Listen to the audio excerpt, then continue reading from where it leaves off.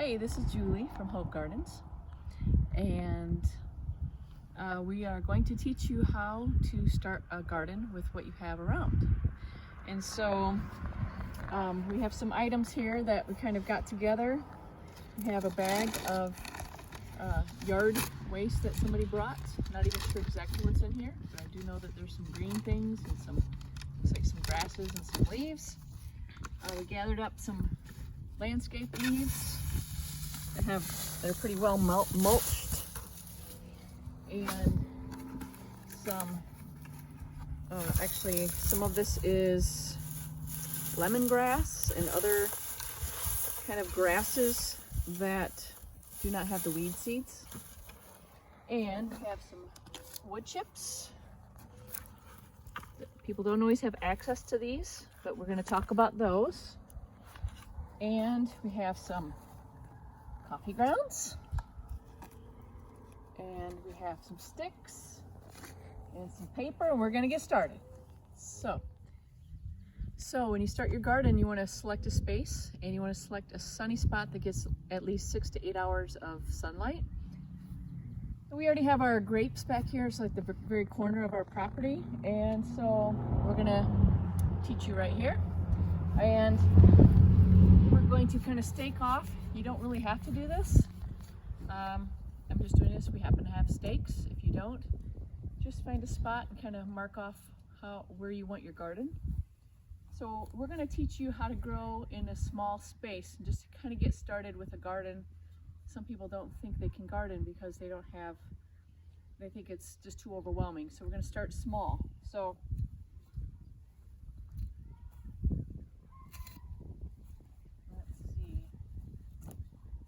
we'll just make a nice small, I don't even have it measured out. And we don't use a rototiller, we go right over the grass. The grass now becomes nitrogen for your soil. It'll break down and it's organic matter that will actually end up feeding your plants that you will be growing this spring and summer. So we put paper right over the grass. If it was the fall, we could put cardboard, but now it's going to take time for that cardboard to break down, so we're going to use paper. And it'll be raining and the paper will start decomposing. So you can use paper, like a paper bag, you can use newspaper, whatever you have available. We have rolls of paper that we use for big space. It doesn't have any chemical on it, but most people don't have something like this around their home, but we do, and I'll show you how to just use this. But like I said, you could just cut this bag up and use this if you wanted. So I'm just going to lay out the paper right over the grass.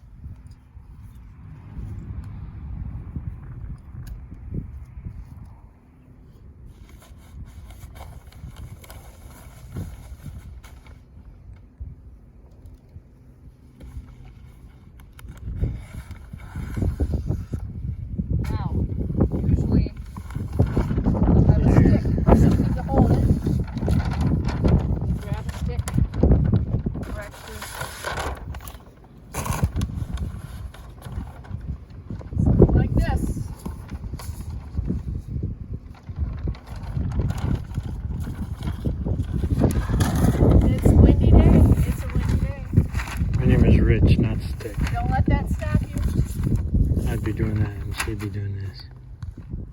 Don't let that stop you either. Let's get it done. All right. Then we're going to overlap it.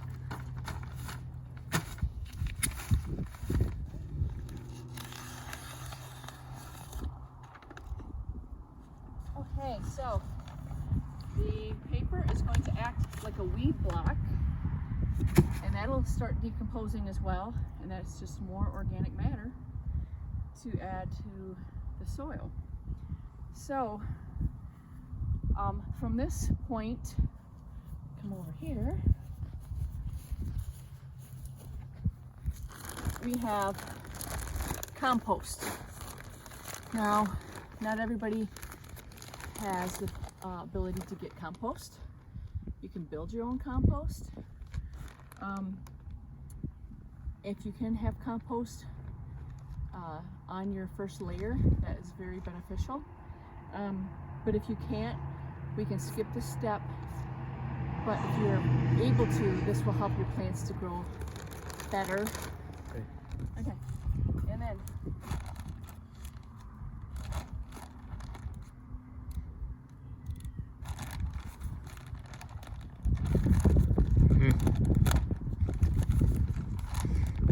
sorry, I was gonna have to go get a Band-Aid. comments from the peanut gallery. Yeah, sorry, I thought I was gonna have to go get a Band-Aid.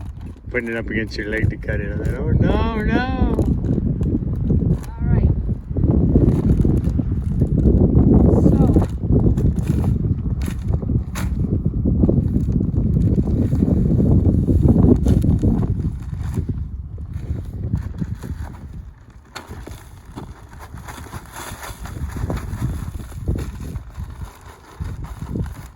All right. We typically don't use compost because, bagged compost, only because quite often it is expensive to buy a bag of compost, and if you aren't able to afford it, just know it takes a little more time for everything to break down, but this will create beautiful soil. It's just going to take a little more time. So if you want immediate, real quick results, I'm not saying you won't get them the other way, but compost will just help. 3 to 4 inches of compost would be great. We're not going to do that here. We are actually just going to use this one bag. But what you could also do is, when it comes time to planting, just put compost in the holes where you plant, or in the rows that you plant. You don't have to fill in the whole area if you're only going to be planting in a row or a hole. So, spread this around.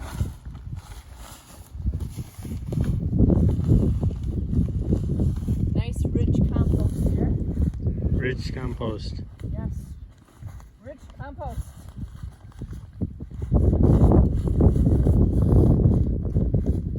All right, so let's pretend that's 3 or 4 inches if you have that ability. And then, If they have the ability to pretend. if you have the ability to use Come it. on. These are good. These are smart people.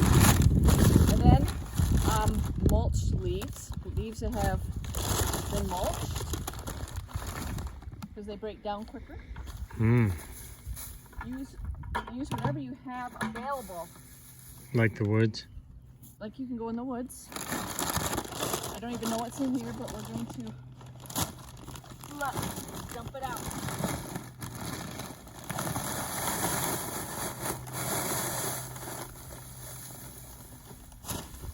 Oh, looks like we got some maple, maybe a little bit of oak leaves in here, some grasses.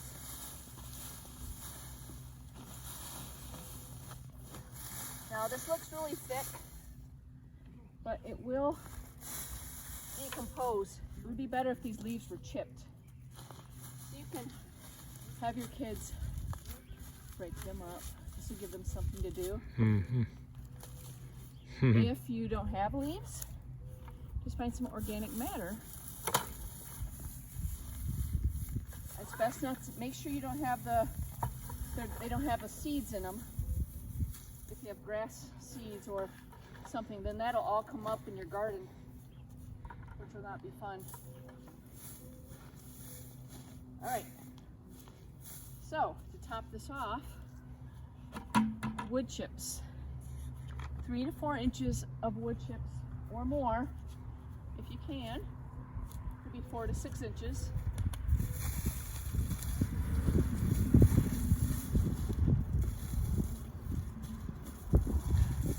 Okay, just like in the forest floor, every fall, leaves fall, twigs fall. You could even take twigs from your landscape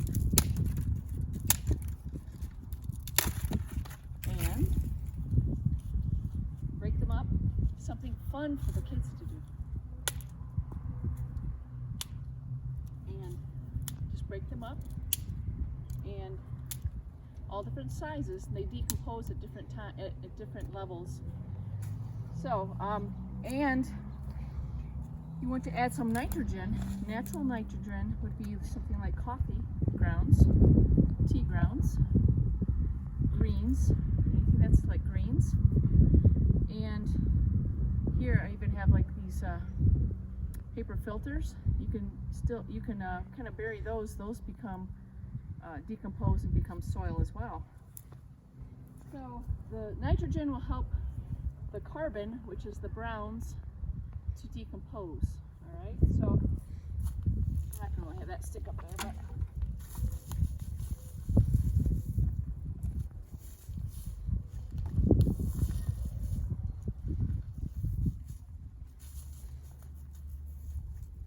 now in my perfect world of creating these gardens, it would be paper, 3 or 4 inches of compost, leaves, and then 4 to 6 inches of wood chips, composted wood chips, not the fresh, something that's already been decomposing, because that will create, after it rains all spring, usually you do these in the fall, but we can do it now, it will create really beautiful soil that you'll be able to plant in May. All right? Thanks for joining us, and we will continue some more tips and tricks of gardening. Bye!